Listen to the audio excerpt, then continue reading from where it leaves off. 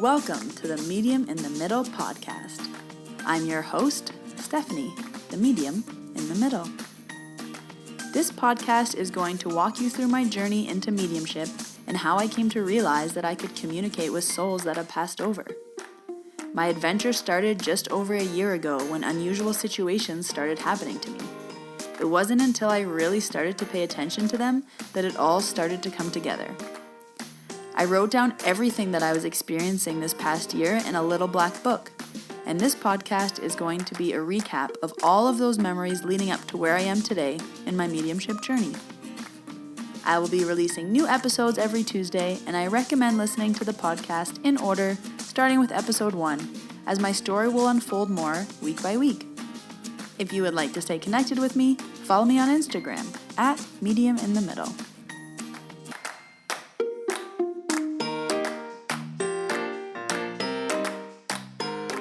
Welcome to episode 32. Thank you for tuning in. My name is Stephanie, and I'm very excited about this week's episode.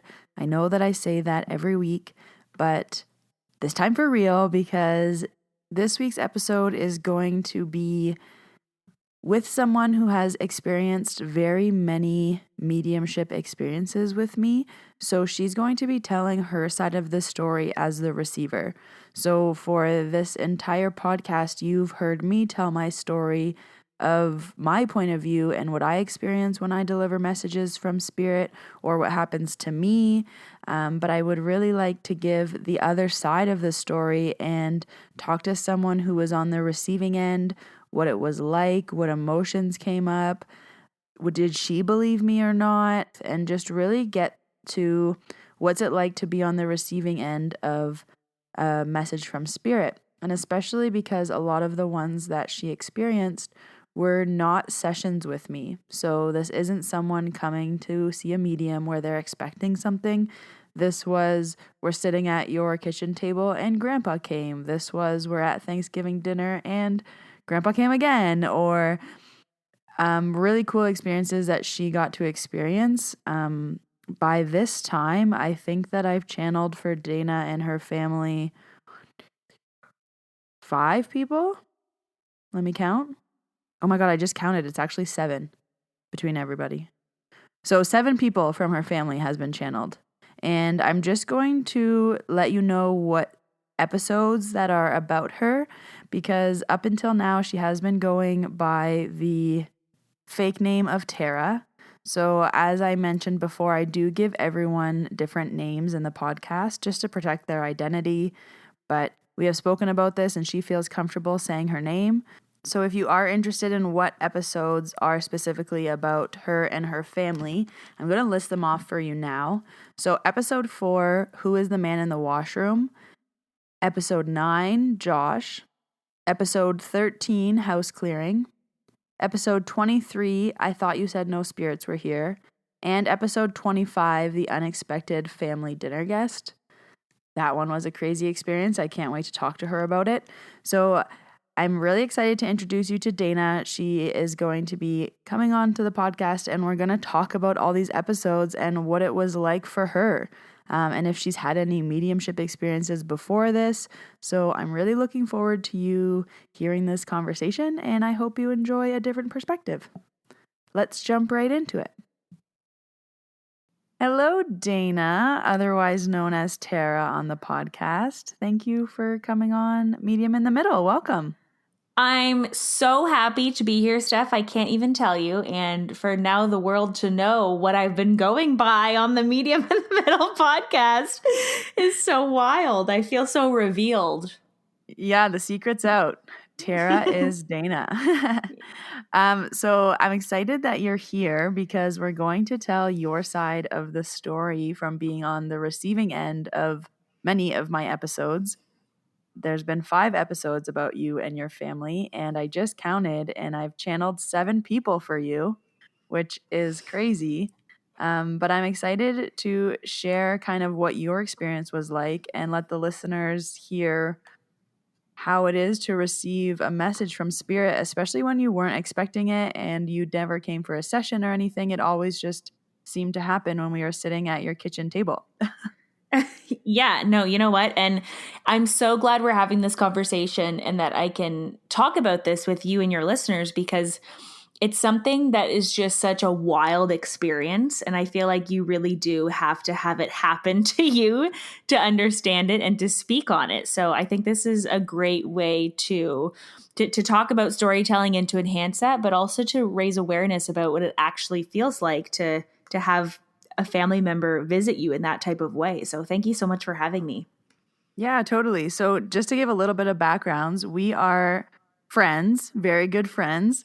We met both working at Lululemon. How many years ago? 3 years ago? I would say 3. 4 Yeah. years ago? Yeah, 3. Yeah, and we've just been friends ever since. So these experiences happened organically. And yeah, I want to jump into the first one because this one was the craziest one for me because it was one of the first times that I had actually channeled spirit. It's episode 4, Who is the Man in the Washroom? So we were actually at your house working on an event for Heroic Humans, which we will talk about at the end of the episode. I want you all to know about Heroic Humans. And we were working so hard, I remember, and your mom really wanted to talk to her dad. So the listeners have heard the episode, so I won't replay it, but I just want you to share like what your experience was like from when I went into the bathroom and then came out and was like, Dana, who's this guy that just scared the shit out of me when I walked in? Yeah, I mean, for context too, like, you know, many of our home layouts, the Steph went to the washroom and I was sitting in the kitchen. So I couldn't see where Steph was. Like, I was sitting in the kitchen, and when she came around the corner and, you know, said that there's someone here, it was like, what are you even talking about? Like, are you like, what did you do in the bathroom while I was in the kitchen? It was so wild. And it is one of those experiences that's like, you have no idea what to say because it's just so something you just never experience.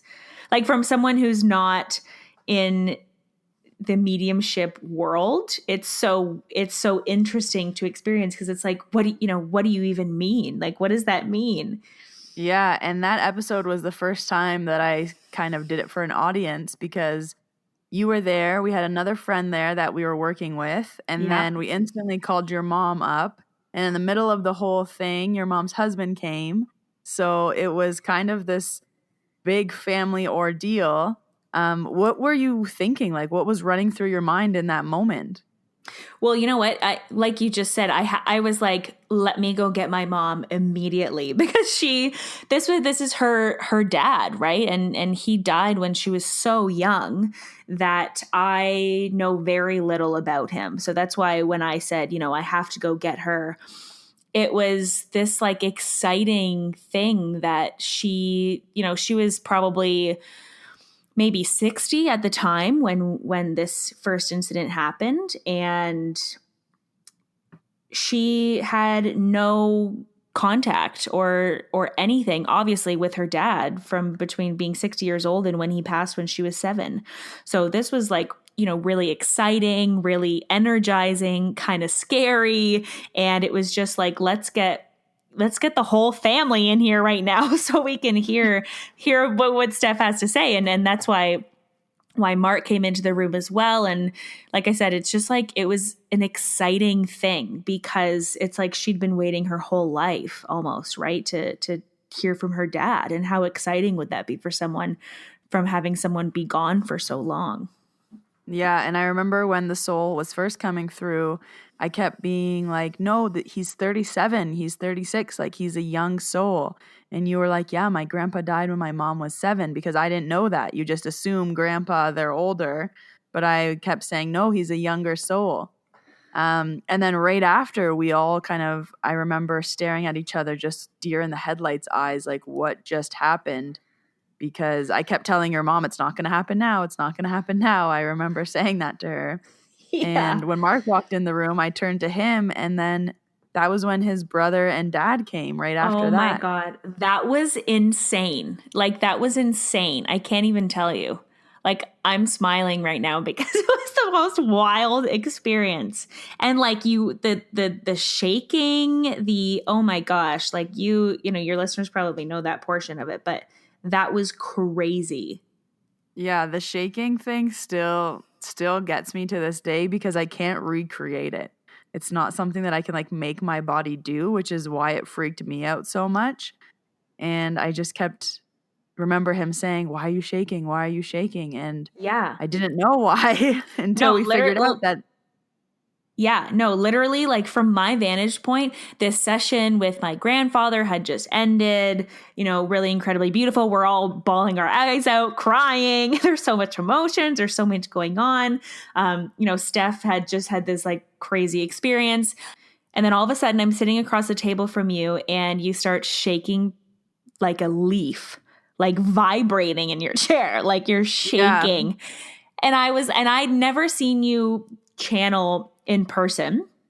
And I'd also never experienced mediumship in this way personally.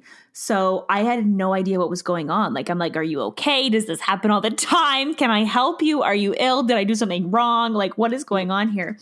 yeah, and I wasn't used to it because this was one of my first times too. So I remember you guys saying, "Are you okay? Are you okay?" And I was like, "I don't know." Yeah. Yeah. And you have like four people sitting across from you being like, what's happening now? And looking at you for answers, and you don't even know what to say. So it was wild seeing that experience start kind of from that shaking. And I think if I recall, we started to talk about who else it could, how did we come up with it that it was Mark's brother? Because he had Parkinson's, Yeah. which is why you were So shaking. yeah, so he figured out that it was his brother. And the interesting part that he said at the end, and I talk about this in episode 9, Josh, was that at the very end he said, "I'm so sorry I didn't realize it was my brother right away. I was hoping it was my son." And that's the only thing he said. I remember. And then about a week later, do you remember when I called you on my way home from work like a And you psychopath? pulled over in the car. Yeah. Yeah, she was driving and pulled over because you were like exploding with information. Yeah, so I'm driving home from work, calling Dana. This is a week later now, and she's not answering her phone. She's not answering her phone, and she always answers her phone. So I'm like, "Oh, I'll just call a million times till she answers." She didn't answer, and I was getting these hits, and I was like, "Okay, I'm 22. I died this way. I looking for my dad, all these things." So I literally pull my car over on the freeway, on the highway, and I send her like 10 text messages being like, "I think this might be Mark's son who he mentioned last week." So maybe can you talk about what it was like when you answered that text message?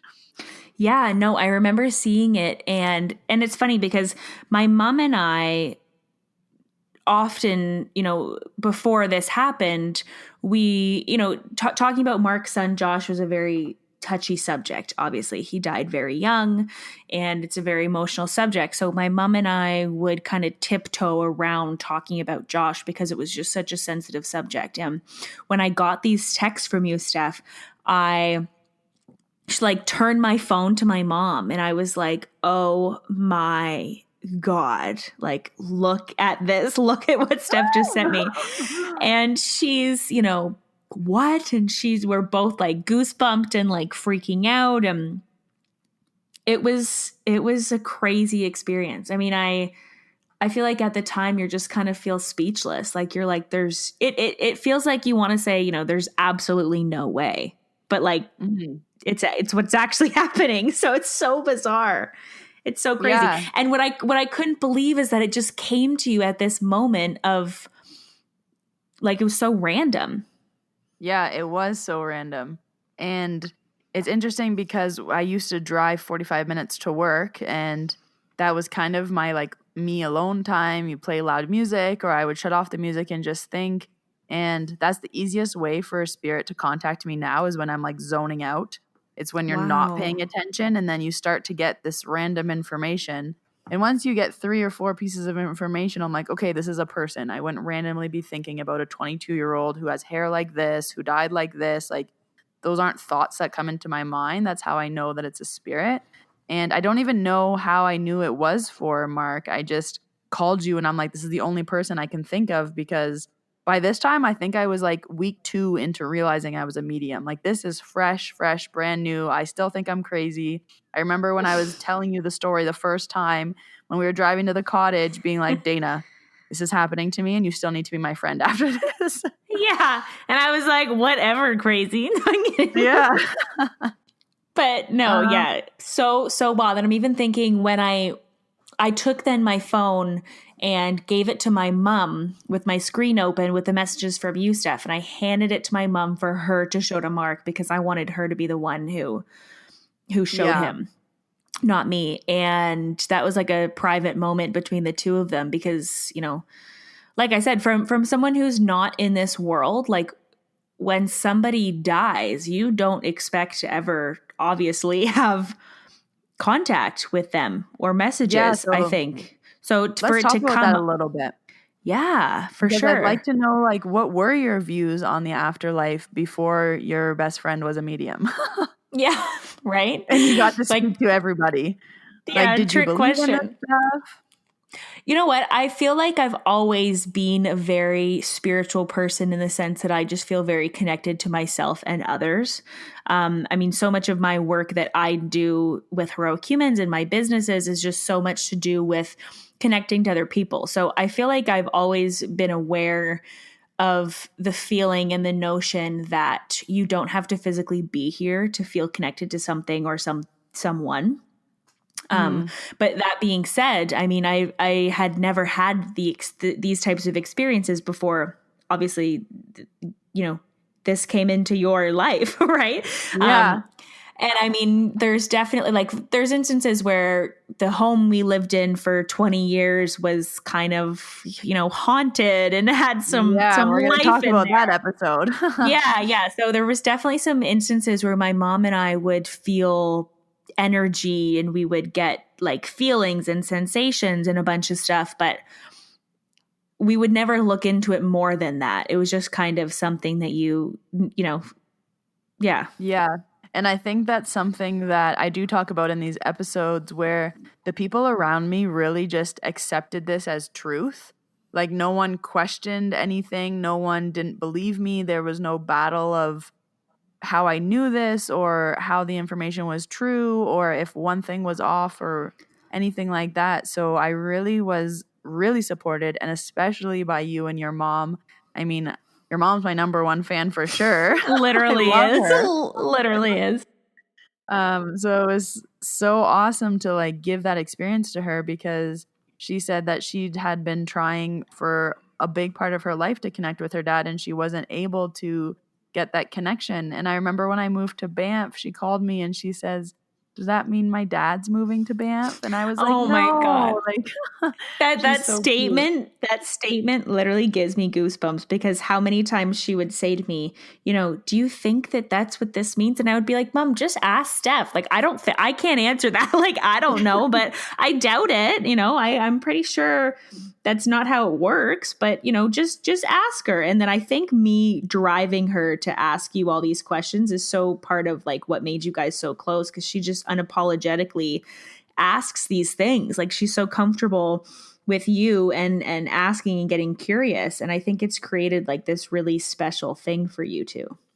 Yeah, and I love that. I love when she texts me and she thinks, "Do you think this might have been my dad?" Or, "I saw this shadow last night." And Yeah. oh, she's the cutest.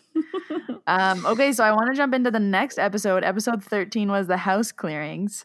So this was actually right before I moved to Banff. I remember I did like 3 house clearings in a day. I was just driving around everywhere.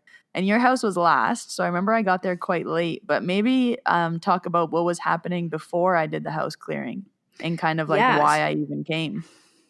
Yeah. So I live in a pretty rural neighborhood. My house is really old. It was built in the 1960s.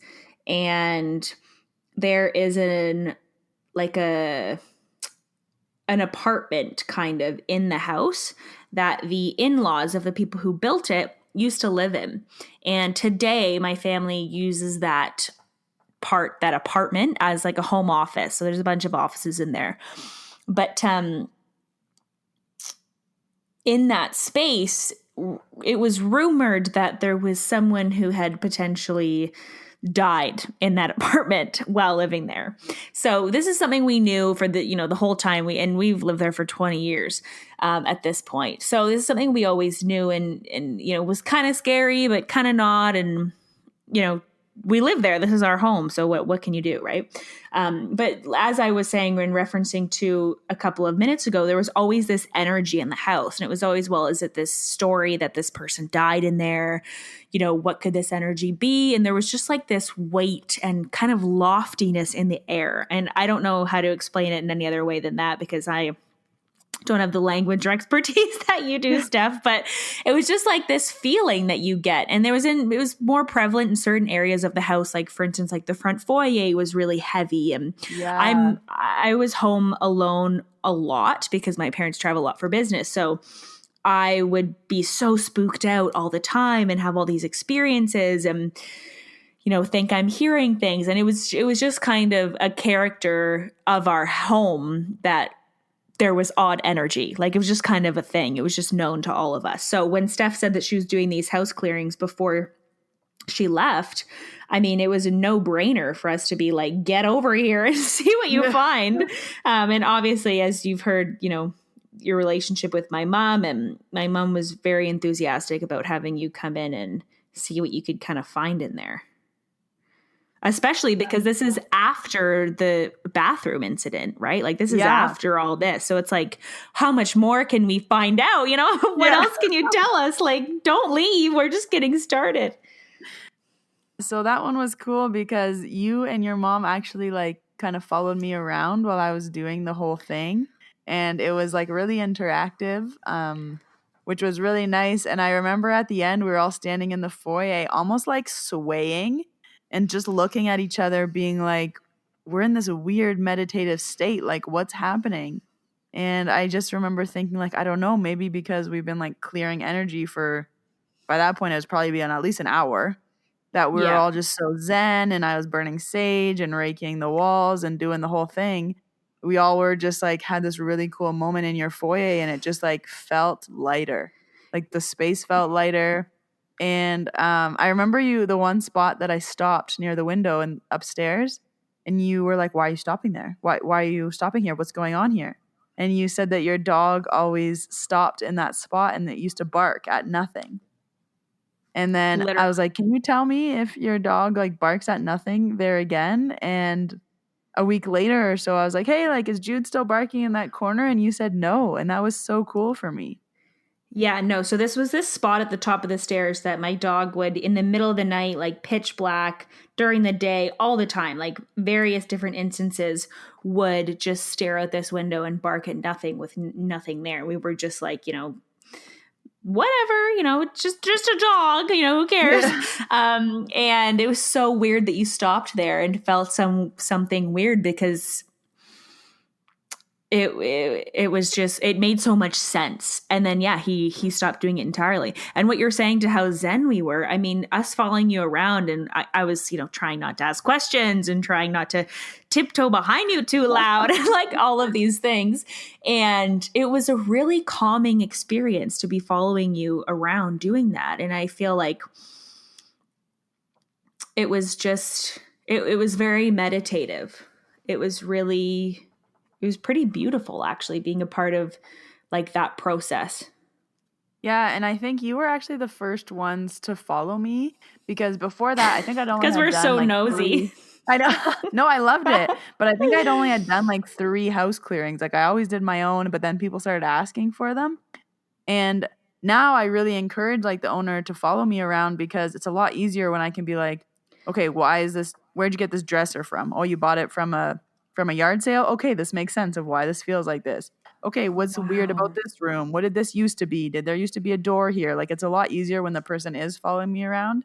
But I just remember it was a really, really cool experience, like when we did do it together. And then I had to leave, and then we were so sad because I moved shortly after that. But yeah. So after that, I moved to Banff. And then I came home to visit, and obviously I ran to visit you and your mom. And I remember by this point you had moved, so you're in a new place now. And when I walked in the door, the first thing your mom said is anyone here? And I was like, no. And they asked me a few more times that night, and I was like, no one's here. And then it was the next night when we were sitting with me, you, and your friend. This was episode 23. And maybe talk about that experience, because that was the first time you were like super excited to know something. You were like, tell me, is there something? Tell me. Yeah. Well, Maybe this if you could time it share your was, side. yeah, well, this time it was like for me, which was, well, I didn't know that at the time, but I was excited because it was like my experience versus the other times where, there were people there for my mom or Mark. So this time was like, who could it be? Like it was just this. And we were sitting, I think it was me, you, like you said, Steph, and then a friend of mine. And we were just kind of sitting in the family room on couches, just like chatting and catching up and what have it. And one of my girlfriends, her name was Thana, she was there with us, and she's, let's just say, a little bit spooked with Steph's skills. Okay. So she's just a little bit spooked, and which is normal. Totally. And I mean, totally I'm expected. Yeah. And I'm like weirdly accepting. I'm weirdly like, oh, totally. You're a major whatever. Like, this is perfect. Like, I just think it's fantastic. So coming from someone who's a little bit questioning is like probably pretty normal. So anyways, Steph, we were kind of all sitting across from each other, and you just like started to have this look on your face. Yeah, and the I look was by like, now. yeah, and I was like, and I'm getting goosebumps thinking about it. And I was like, oh, God damn it, what's gonna happen? Like, what's gonna go on here? Here we go again. Yeah, here we go again. And so then reacting to Steph's face, I made a face, and my friend Thana looks at me and goes, What is it? And she's almost like thinking something's behind her because we're both looking at her. And that was kind of the start of what happened. And it was just like, I can still see it perfectly in my mind. Yeah, me too. And then I remember you said, who's here? Because you know the face. And I remember just stuffing the sandwich I was eating in my mouth. Yeah. And Oh my God. No, that's what happened. You were sitting cross-legged with a takeout box on your lap, and you were eating food. And I looked at Thana. Thana started freaking out. She got from her chair, jumped, ran into the kitchen in the next room. Yeah, and was hiding. She was so scared. And, I'm like kind of scared, but, here for it. Like, I don't know, And I think I said, what did we say? She said, I don't want to know. And right. I said, okay, if you don't want to know, that's fine, but I need to move away from you. So then I went into the kitchen, and then you started yelling, well, I want to know. Well, and Thana goes, I don't know any dead people. So then I was in the kitchen, and I said, well, if you don't want to know, I'm going to stay in the kitchen. And then I was like, but who has the set of grandparents that are both passed? Like grandma and grandpa are both passed. And she like literally started cheering. I remember she's like, oh, not me. Like, oh, they're still alive. Like, not me. And then I was like, oh, okay. And I came back into the living room all calm. And then you went, oh my God, I do. And I didn't know that for some reason. I don't know why I didn't know that. Well, and they're on my dad's side. And I'm not super close with my dad. And you never met my dad because he lives farther away. Like I said, I didn't even think that it could belong to me because none of these experiences had happened to me. Yeah, yet, for me. So I just like didn't even think about it. I was like, it's got to be for Thana. Like it's got to be. And I was like, I guess I do. Yeah. And then I remember right after that, we had to call your mom because we just love her and have to tell her. And she's so sweet. I remember her being like, I thought you said no one was there. I know. And then they were with my dog. Yeah, Nappy. Yeah, they were with my dog, and my dog had just died at this point, probably like a year before this happened. So, and she was like 16 and she's my little babe. So I was very excited to hear that Nappy was also in the family room sitting with me. So I'm really excited to talk about episode 25 because this one was a big deal for what happened at Thanksgiving. So this was the same weekend, and we went to your cottage for Thanksgiving. And I remember I was going to leave in the morning. And maybe you say your side of the story because they know my side of the story. Yeah. So I mean, every time my mom sees Steph, she thinks there's going to be like some miracle that happens because it just kind of does. So she, is always anticipating something, whether it happens or not. And Steph came up to my cottage for Thanksgiving to spend some time with us and to hang out. And my mom, I think in the back of her mind, was hoping that she would hear from her dad and hoping that something would happen. And this was also going to be the first occasion that Steph would be around both my mom and both of my uncles for an extended period of time. You had met them, but you'd never really hung out with the three of them in one room together. Yeah, and by this point, they had all listened to the podcast. So I was super nervous. Right. Because they had heard episode 4 and they had heard episode 9. And I don't know if anything else was out by then, but I was like, oh, like there's so much expectation. But they weren't pressuring me or anything. It was just like, of course they're hopeful. Like if someone's around, like I was hopeful, but I just didn't know how to control it at this point. Right. And this is my grandfather who'd passed, who, all of us think about and talk about, and he's such a big part of holding traditions in our family. And it was such a big deal for Steph to have channeled him. Is that the proper terminology? Yeah. Yeah. Okay. Channeled him to my mom. So obviously my uncles were very excited about this. So anyways, the day is coming where Steph needs to pack up and leave and go home. And my mom kind of had this like devastating, sad puppy look on her face of like, but nothing happened. Like nothing happened. And I mean, for various reasons, you needed to leave to attend something of your family function. I was supposed to go to my dad's that night. But that night was your Thanksgiving dinner when everybody was going to be coming over and being together. And they were all like wanting to meet me. And your mom's like, you can't leave. Like, I just remember her face. And I was so torn because I was like, do I go to my dad's? Do I stay here? And I called my dad and I ended up staying. Yep. So maybe just kick it off from like when we all sat down for dinner, because you were sitting beside me and I grabbed your leg. Yes. You were sitting beside me for dinner. Grabbed my leg like hard, like pretty firm. I was like, what? And I think you said he's here. Yeah. And like what ran through your mind? Well, I was, when someone says it to you, it's almost like your eyes dart around being like, who's here? Where? What do you mean? Obviously, I knew exactly who you were talking about, but you look around for something visual because that's just what we're so used to doing, right? So your eyes kind of dart around and you're looking around. And I said to you, we had just started dinner. Like we had just had like a big cheers, like a toast to Thanksgiving and whatever. And we were about to dive into our meals. And I think I said to you, like now, like is right now the time? Like right now. Yeah. And you were like, yeah, like right now.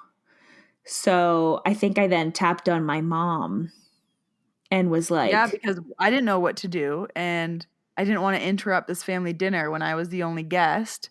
And you didn't know what to do. And you're like, well, let's just tell my mom. And your mom was sitting on the other side of me. So we both look at your mom. What was that experience like when I was talking? Because that was like more aimed towards your uncles. And I remember your grandpa saying like, I've talked a lot to your mom. Like now I need to talk to my sons kind of thing. So when I was kind of channeling your grandfather, what was going through your mind? Like, what were you thinking? You know what? I think what so stands out to me is how beautiful of an experience it is for someone to feel that sense of acknowledgement and connectedness from someone on the other side. Like I could just see in both of my uncles' faces, similarly to my mom, that, it's almost like you'd been waiting your entire life for this message.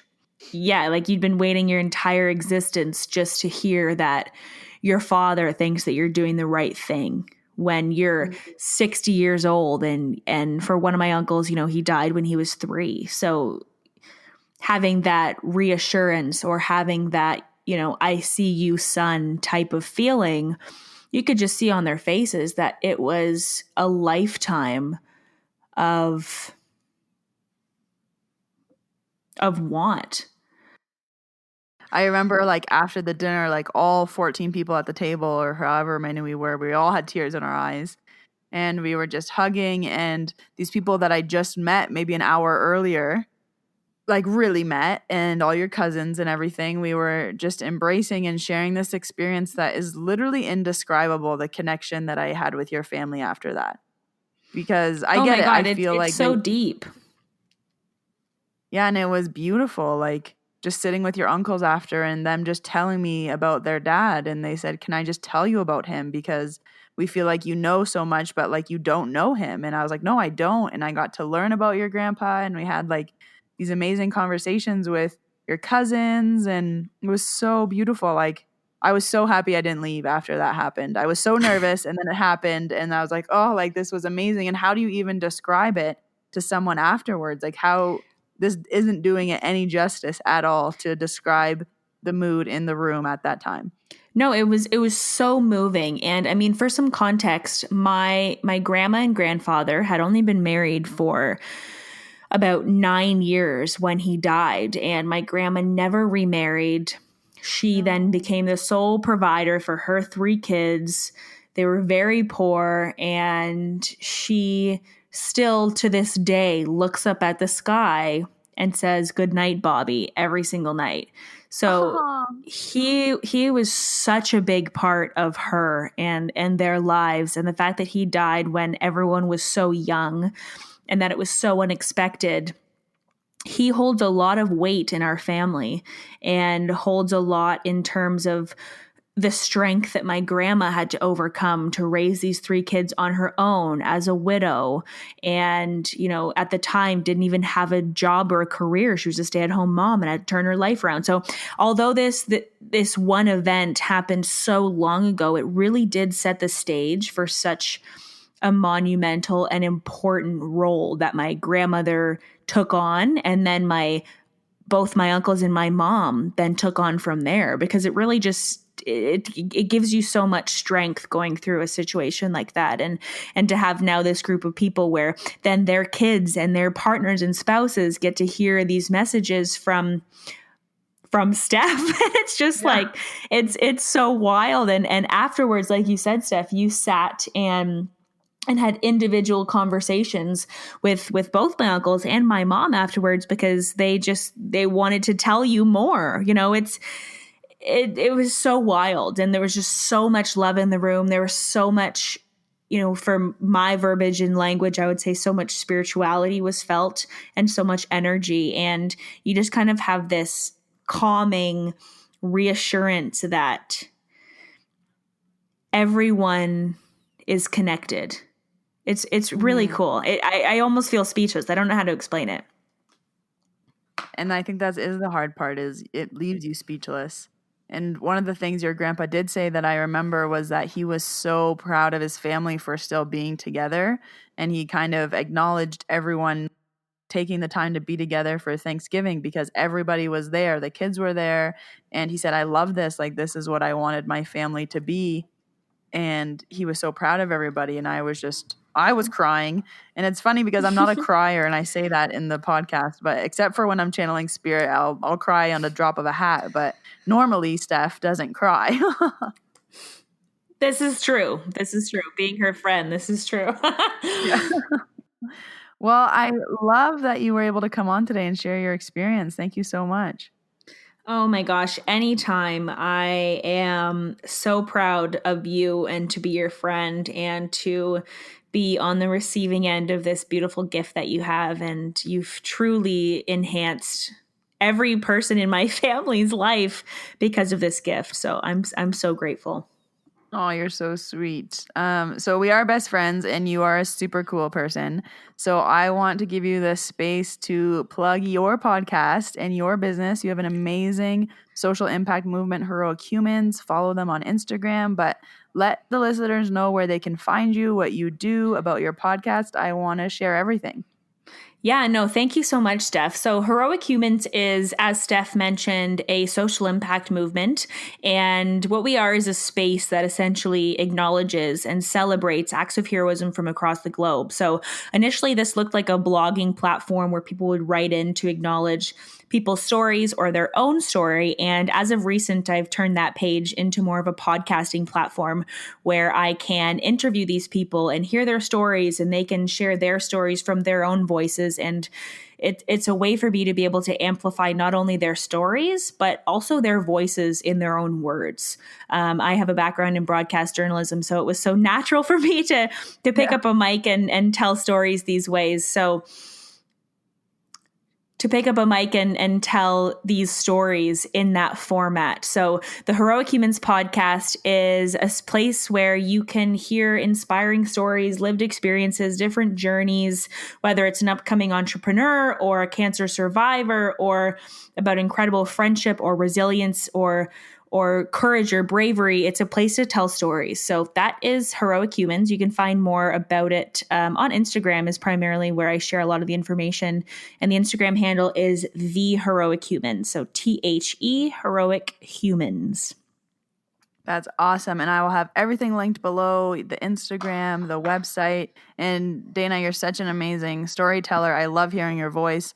And from listening through your podcast, I kind of get my little fix of you because you can tell that you're sitting in your passion. And I love the conversations that you have on your podcast. Awesome. Well, thanks again, Dana, for coming on. I really appreciate it. And I love that my listeners got to hear your side of the story. Thank you so much, Steph. So that was my interview with Dana, who, as I mentioned at the beginning of the episode, I've channeled 7 of her family members. If you haven't listened to all of the episodes with Dana's family, I will link them all down below in the description, and I will also leave all of Dana's links. So if you would like to find her podcast or find her on Instagram, it'll all be there, easy access for you. If you have not already, please subscribe to the podcast. I release new episodes every Tuesday. And if you wouldn't mind leaving a rating and a review, I would really appreciate it. It helps me out in the podcast world to help more people find the podcast. Until next Tuesday, everyone, have a great week. Bye.